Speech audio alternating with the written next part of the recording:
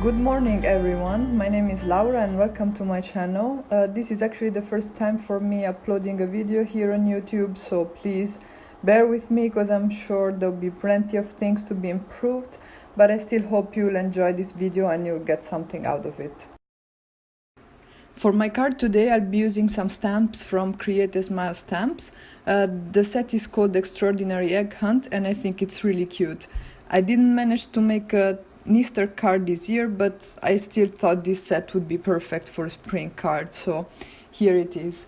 I will also be using some distress inks and a stencil by a company called Just a Trace. So here we go, let's start. So to begin with, I'm taping down a piece of white smooth Bristol cardstock by Strathmore to my work surface using some washi tape. And I am also using some masks that I previously created from some post-it sticky notes to decide on the placement of my images, and later on I will use the same masks to protect the images themselves when I use the stencil and distress inks. Once I'm happy with the placement, I can go ahead, remove the masks and start stamping. Since I decided to use my Zig Clean Rio brush markers to color in the images, I will use some archival ink in Jet Black by Ranger, as this is a waterproof ink and it won't bleed when it interacts with water. When you do masking, you want to start with the images that are in the foreground, stamp them, mask them, and then go ahead. So for these reasons, as you see, I will stamp the cheek first, then mask it, then I'll stamp the pig, mask that as well, and then finally the sheep. I will also leave the masks on because the next step will be to create my background with the stencil and distress inks. As you can see, I'm using a scrap piece of paper to sort of condition my stamp because this stamp set is pretty new. It's actually the first time I use it, apart from the masks. And if I had just gone ahead directly on the card, it probably wouldn't have given a perfect impression. At this point, I'm coming in with my distress inks and my stencil. I used four shades. You don't see the fourth right here, but I will take it later. It's Twisted Citron, Cracked Pistachio, Peacock Feathers, and Tumbled Glass. I am deciding how to place my stencil and I'm actually masking off the sides so that I would just use the central portion of the stencil to create my background. I am taping it down to my surface using the card edge as a guide to keep it straight, and then I'm going in with my blending foam and at this point some Twisted Citron and start creating my background. I will alternate between colors, so actually just go from one color to the next, shifting the stencil up, cleaning it between each application and making sure that it's aligned perfectly. I'm also trying to overlap sort of the last part of the previous color with the first part of the current color, if that makes sense, so that I get some transition between the shades I'm using. So here I'm coming in with the the peacock feathers, and in a minute I will also use tumbled glass. I will repeat the same steps for the portion on the right of the animals, and then I can go ahead and remove the masks and see the magic, because it's always very cool when you remove a mask and you see the nice contrast. Yeah, well, I am also very carefully coming in with a damp brush to, smooth out any splotches and to, make the transition between the shades a bit smoother. I will also add a little bit of cracked pistachio here so that, again, to smoothen out that transition. Maybe you don't need to be so particular about it. I'm just a little bit OCD, I guess. Anyway, so I'll skip the next part because it's pretty much the same, and then we can start and have a look at the coloring. So here it is, my background is completed and I can finally go ahead and remove my masks. As you can see, I already took out my Zig Clean, that's so difficult to say, Zig Clean Color Rio brush markers. I will list the colors down below, and now I'll describe you the coloring process a little bit.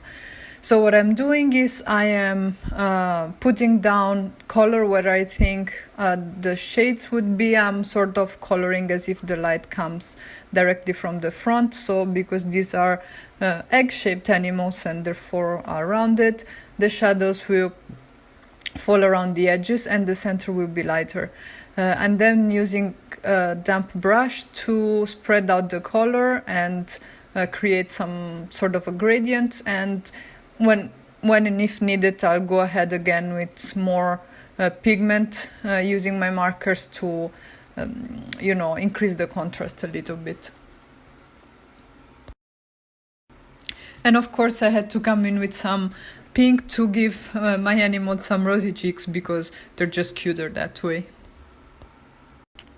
I will now leave you with some music to hopefully enjoy my coloring process, which, it's basically the same for each of the little critters here, and I'll catch you guys soon.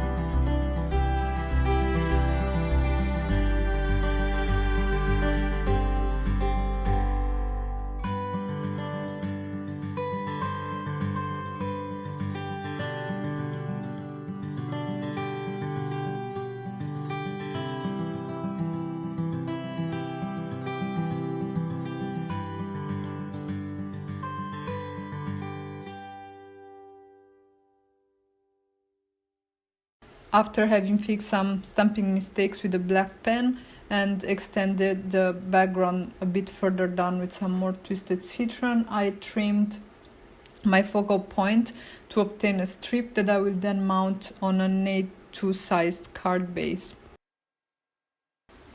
I am then coming in with a ruler to make sure that I will stamp my sentiment straight. And for my sentiment, I chose to use the Happy Day stamps from Create a Smile. And in particular, I decided to use the Happy Everything combination because I think it's a nice wish. To stamp my sentiment, I'm using again some archival ink in Jet Black by Ranger. And yeah, there is a little bit of an accident, but I'll be able to cover it up later with my panel. Now I'm coming in with the word happy, and I'm trying to align it very carefully, and also I'm trying to put as much pressure as I can so that I get a good impression. Next up, I will tape down my panel using some tape runner. This one is by Tonic Studios, and I'm generously coating the back because I had a little bit of warping from having used water on this Bristol cardstock, but the tape runner will fix that.